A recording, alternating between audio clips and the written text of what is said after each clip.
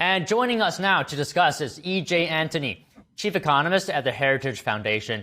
So good afternoon to you, E.J. Trump says Warsh will go down as one of the great Fed chairmen, maybe the best.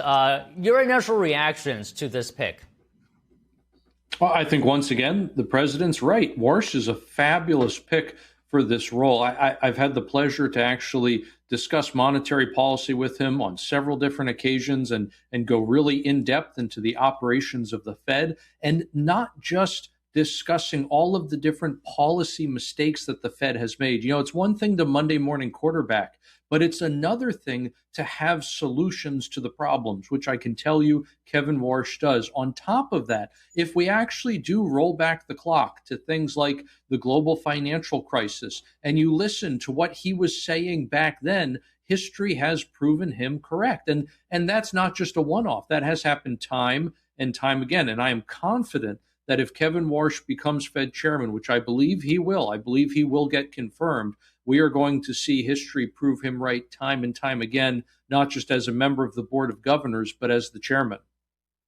All right, so let's go into details then. You said you spoke with Warsh in detail about monetary policy. So what kind of changes in philosophy, specifically at the Fed, might we see if Warsh is confirmed?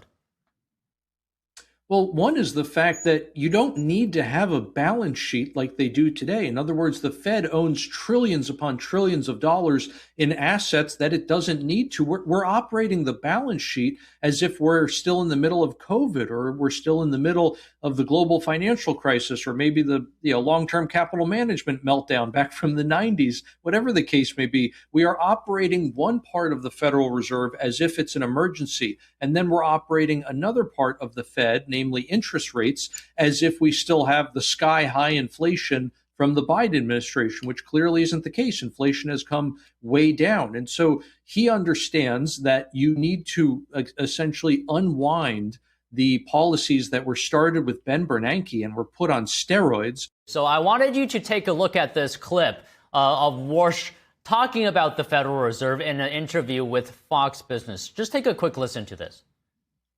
I think until there's regime change at the Fed, until there's new people running the Fed, a new operating framework, they're stuck with their old mistakes.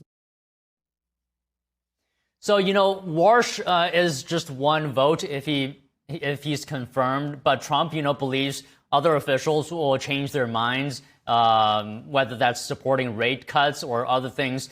Do you think Warsh himself will be enough to make substantiated or significant changes at the Fed, or would a larger regime change be needed, as Warsh put it?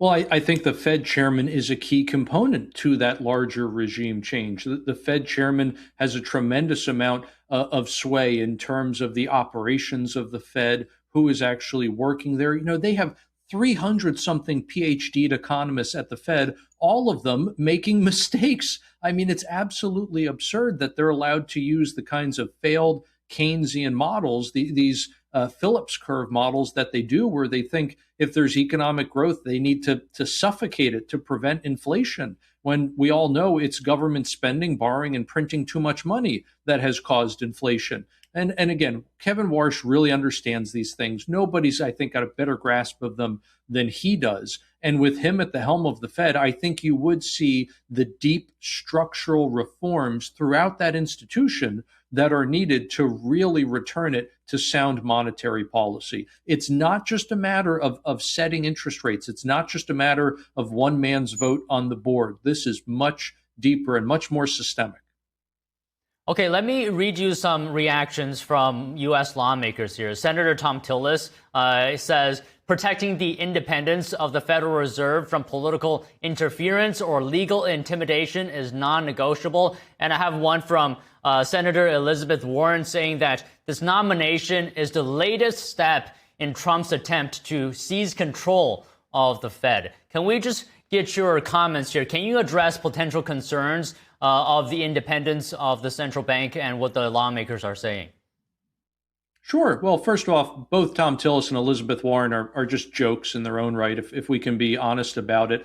And Elizabeth Warren was the one who signed an open letter by the way, to Jerome Powell, essentially telling him he needed to cut rates and he needed to do it in a big way, not just a small interest rate cut, but a large one. She wanted a 75 basis point cut when Biden was in office. It's only now that Trump is in office that Elizabeth Warren doesn't want interest rates to come down. So please tell me, Pocahontas, who is actually the one being political here? Clearly, it's her. Unfortunately, now, likewise with Tom Tillis, he hates President Trump as well, and he is letting his own political views get in the way of the truth, which is the fact that Jerome Powell was asked for information from Congress. He refused to give it. The matter was referred to the DOJ. The DOJ asked Jerome Powell for that information, and it was once again refused. Jerome Powell, as an attorney, he's not an economist.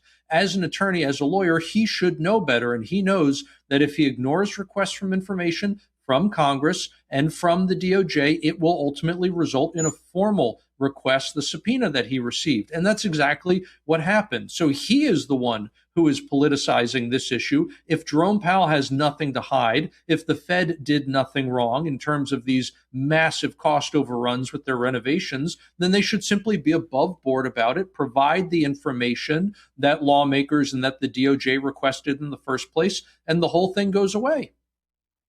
Okay, EJ, well said. That's our time today. Thank you so much. Thank you for having me.